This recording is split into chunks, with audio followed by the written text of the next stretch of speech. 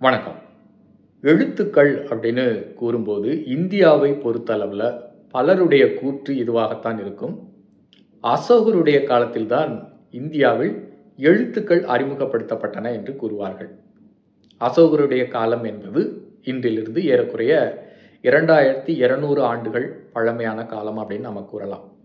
அவருடைய ஆட்சி காலத்தில் வெட்டப்பட்ட பல்வேறு கல்வெட்டுகள் இந்தியாவின் பல்வேறு இடங்களில் கண்டறியப்பட்டிருக்கின்றன. மிகுதியான கல்வெட்டுகள். அதில் பொறிக்கப்பட்டிருக்கக்கூடிய அந்த எழுத்துக்களை பிற்காலத்தில் அவர்கள் பிராமி என்ற பெயரால் அழைத்திருக்கின்றார்கள். அதுதான் மிக பழமையான கல்வெட்டு என்றும் அதுதான் மிக பழமையான எழுத்துக்கள் என்றும் கூறுகின்றார்கள். சரி, இருக்கட்டும். அசோகருடைய காலத்தில் இந்தியாவில் அன்றைய தமிழகம் அவருடைய ஆட்சியின் கீழ் உட்படவில்லை. அன்றைய தமிழகம் என்பது இன்றைய தமிழ்நாடும் கேரளாவும் ஒன்றிணைந்த பகுதியை தான் அன்று தமிழகம் என்ற பெயரால் அழைத்திருக்கின்றார்கள். அது அசோகருடைய ஆட்சியின் கீழ் அமையவில்லை. அசோகருக்கு முன்பு வட இந்தியாவில் நந்தர்களுடைய பேரரசு நிலவியிருந்தது. நம்முடைய தமிழில் மிக பழமையான இலக்கியங்கள் நந்த பேரரசை குறித்தும் மௌரிய பேரரசை குறித்தும் குறிப்புகளை நிறைய தருகின்றது. அசோகர் காலத்தில் இயற்றப்பட்டதாக அல்லது நந்தர் காலத்தில் இயற்றப்பட்டதாக ஏதேனும் இலக்கியங்கள் இன்றும் கிடைக்கின்றனவா என்பது ஒரு கேள்விக்குறி. ஆனால் மௌரியர்களை பற்றியும் அவர்களுக்கு முன்பு உண்டாயிருந்த நந்தர்களை பற்றியும் குறிப்பு தருகின்ற நம்முடைய பழமையான 2300 ஆண்டுகளுக்கும் மிக பழமையான இலக்கியங்கள் தமிழில் இன்றும் கிடைக்கின்றன. இது ஒரு வியப்பான செய்தி. மற்றொன்று, அசோகருடைய காலத்துக்கு முன்பே தமிழ்நாட்டில் தமிழர்கள் எழுத்துக்களை மண் பானைகளில் பயன்படுத்தியிருக்கின்றார்கள். எளிய மக்கள், அரசர்கள் அல்ல, எளிய மக்கள். அதற்கு சான்றாக கீழடி, ஆதிச்சநல்லூர், சிவகலை போன்றவை இன்றும் விளங்குகின்றன. இவற்றில் கிடைக்கப்பெற்றிருக்கக்கூடிய எழுத்துக்கள் பொறிக்கப்பட்ட மண் பானை ஓடுகள் 2500 ஆண்டுகளுக்கும் முற்பட்டவை. எழுத்துக்களை பிற்காலத்தவர்கள் தமிழ் பிராமி என்ற பெயரால் அழைத்திருக்கிறார்கள். சரி, இதெல்லாம் இருக்கட்டும். நான் அண்மையில் படித்த ஒரு கட்டுரை என்னை வியப்பில் ஆழ்த்தியது. 2009 அல்லது 2013 என்று நினைக்கின்றேன். ஆண்டு எனக்கு சரியாக நினைவில் வரவில்லை. 2009 என்று தான் கருதுகின்றேன். மதுரை மாவட்டம் தேனூர் என்கின்ற பகுதியில் கனத்த மழை பெய்திருக்கிறது. அப்பொழுது ஒரு மரம் கீழே விழுந்து விட்டது.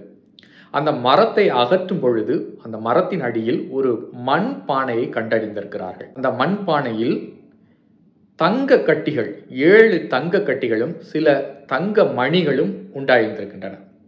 அந்த 7 தங்க கட்டிகளின் மீது தமிழ் எழுத்துக்கள் பொறிக்கப்பட்டிருக்கின்றன. போகுல் குன்ற கோதை என்று தமிழில் பொறிக்கப்பட்ட 7 தங்க கட்டிகள் கிடைக்கப்பட்டிருக்கின்றன. இந்தியாவில் தங்க கட்டிகளில் எழுத்துக்கள் பொறிக்கப்பட்ட ஒரே மொழி தமிழ் மொழி. இது ஆய்வுக்கு உட்படுத்திய பொழுது 2300 ஆண்டுகளுக்கும் முற்பட்டவை என்று கண்டறிந்திருக்கின்றார்கள். நமக்கெல்லாம் தெரியும், பானை ஓடுகளில் நாம் தமிழ் எழுத்துக்களை அசோகருடைய காலத்துக்கு முன்பே பயன்படுத்தியிருக்கிறோம். அதே போன்று 2300 ஆண்டுகளுக்கு முன்பே தங்க கட்டிகளில் தமிழ் எழுத்துக்களை பொறித்து வைத்திருக்கின்றார்கள். அதுவும் 7 தங்க கட்டி அதில் கிடைத்திருக்குது. 7 தங்க கட்டிகளிலும் போகுல் குன்ற கோதை என்று தமிழ் எழுத்துக்கள் பொறிக்கப்பட்டிருக்கின்றன. போகுல் என்கின்ற சொல்லானது இன்று பெருமளவு நம்மிடம் பயன்பாட்டில் இல்லை.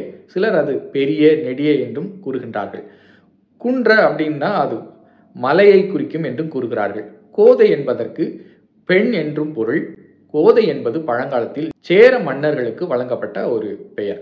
கோதை என்பது மா கோதை என்று நாம் கூறுகின்றோம். சேரர்களுக்கு வழங்கப்பட்ட ஒரு பெயர். இப்போ இந்த நெடிய குன்ற கோதை அப்படின்னா அது சேரர்களை கூட குறிக்கக்கூடியதாகவும் இருக்கும். சிலர் அது ஒரு பெண்ணையும் குறிக்கலாம் என்றும் கருதுகின்றார்கள். இதில் வியப்பான செய்தி, அசோகருடைய காலத்திற்கு முன்பே தங்க கட்டிகளில் பொறிக்கப்பட்ட எழுத்துக்கள் தமிழ் எழுத்துக்கள். அதன் பிறகு அந்த தேனூரில் அகழாய்வு நடைபெற்றதா என்பது எனக்கு தெரியவில்லை. ஆனால் இந்தியாவில் கிடைக்கப்பெற்ற தங்கத்தில் எழுதப்பட்ட ஒரே மொழி தமிழ் மொழி, தமிழ் எழுத்துக்கள். குறிப்பாக வட இந்தியாவை பொறுத்தளவில் குப்தர்களுடைய காலம் பொற்காலம் அப்படின்னு சொல்லுவாங்க. ஏனெனில் குப்தருடைய ஆட்சி காலத்தில் தான் நிறைய சமஸ்கிருத நூல்கள் இயற்றப்பட்டன.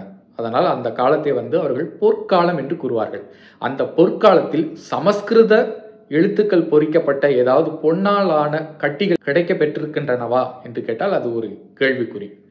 சமஸ்கிருதம் இவ்வளவு பழமையான மொழி, வட இந்தியாவில் மிகுந்த ஆதரவு பெற்ற ஒரு மொழி, வட இந்திய மன்னர்களால் ஆதரிக்க பெற்ற மொழி என்றாலும் கூட அந்த சமஸ்கிருத மொழிக்கு தங்கத்தில் பழங்காலத்தில் எழுத்துக்கள் பொறிக்கப்பட்டிருந்தனவா என்பது ஒரு கேள்விக்குறி.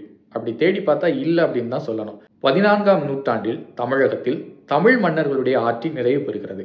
அதன் பிறகு நாயக்கர், மராத்தியர்கள்லாம் வர்றாங்க. 16ஆம் நூற்றாண்டில் தரங்கம்பாடி, அதாவது தஞ்சாவூரினுடைய கட்டுப்பாட்டில் இருந்த, ஆளுகைக்குட்பட்டிருந்த தரங்கம்பாடியில் டானிஷ் மக்கள் இங்கே வணிகம் செய்வதற்கு வர்றாங்க. அப்போ அங்கே ஆட்சி செய்து கொண்டிருந்த நாயக்கர், அதாவது அவர்களுடைய தாய்மொழி தெலுங்கு, அவர்களோடு ஒரு ஒப்பந்தம் செய்கிறாங்க. அந்த பகுதியை குத்தகைக்கு எடுத்து அங்கே வணிகம் செய்யணும் அப்படின்னு. அப்போ அந்த ஒப்பந்தம் எழுதும் பொழுது தங்க ஓலைச்சுவடி போன்ற ஒரு ஓலைச்சுவடியை ஏற்படுத்தி அந்த தங்க ஓலைச்சுவடியில் தமிழில் ஒப்பந்தம் எழுதுகிறாங்க. அதில் அந்த நாயக்க மன்னர் தெலுங்கில் கையெழுத்திட்டதாகவும் அந்த ஓலைச்சுவடி இன்று டென்மார்க் தலைநகரம் பெகன் என்று கூறுகிறார்கள், அங்கு வைக்கப்பட்டிருப்பதாகவும் கூறுகின்றார்கள். அதே போன்று அதன் பிற்காலத்தில் வெள்ளியிலான ஓலைச்சுவடிகளும் அதில் தமிழ் எழுத்துக்கள் பொறிக்கப்பட்டிருந்த குத்தகை ஒப்பந்தமும் அங்கு இருக்கப்பட்டதாகவும் கூறுகின்றார்கள். இவைகள்லாம் 16ஆம் நூற்றாண்டில் தமிழில் பொறிக்கப்பட்ட தங்க ஓலைச்சுவடி. ஆட்சி செலுத்தியது என்னவோ தெலுங்கு மன்னர், ஆனால் அந்த ஓலைச்சுவடிகளில் பொறிக்கப்பட்ட எழுத்துக்கள் தமிழ் எழுத்துக்கள். 16ஆம் நூற்றாண்டில் தங்க ஓலைச்சுவடி ஒன்று இயற்றப்பட்டிருக்கிறது. வியப்பாக இருக்கிறது. வேற எந்த ஒரு மொழிக்கும், ஏன் சமஸ்கிருத மொழியை தங்க ஓலைச்சுவடிகளில் பொறித்திருக்கிறார்களா என்று கேட்டால் அது ஒரு கேள்விக்குறி. தமிழ் மொழியை மண்பானைகளிலும், அசோகருக்கு முன்பு மண்பானைகளிலும் தங்க கட்டிகளிலும் தமிழ் எழுத்துக்களால் பொறித்திருக்கிறார்கள். வியப்பாக இருக்கிறது. எனக்கு இவற்றையெல்லாம் கேட்கும் பொழுது ஒரு அகநானூற்று பாடல் ஒன்று நினைவுக்கு வரும். பொன்னோடு கரியோடு பெயரும். அதாவது தங்கத்தை கொண்டு மிளக கொண்டு செல்லுவார்கள் என்கின்ற தொடர் நினைவுக்கு வரும். இந்த காணொலி உங்களுக்கு விருப்பமான காணொலி அப்படின்னா மற்றவர்களுக்கு பகிர்ந்து கொடுங்க. முதல் முறையாக என்னுடைய சேனலை பார்க்குறீங்க அப்படின்னா மறக்காமல் சப்ஸ்கிரைப் பண்ணுங்கள். அப்படியே பிளேலிஸ்ட்டுக்கு போய் அதில் நிறைய தலைப்பின் கீழ் நான் பல காணொலிகளை வெளியிட்டிருக்கிறேன். அவற்றையும் கண்டு பயன்பெறுமாறு அன்போடு கேட்டுக்கொள்கிறேன். மீண்டும் சந்திப்போம். நன்றி.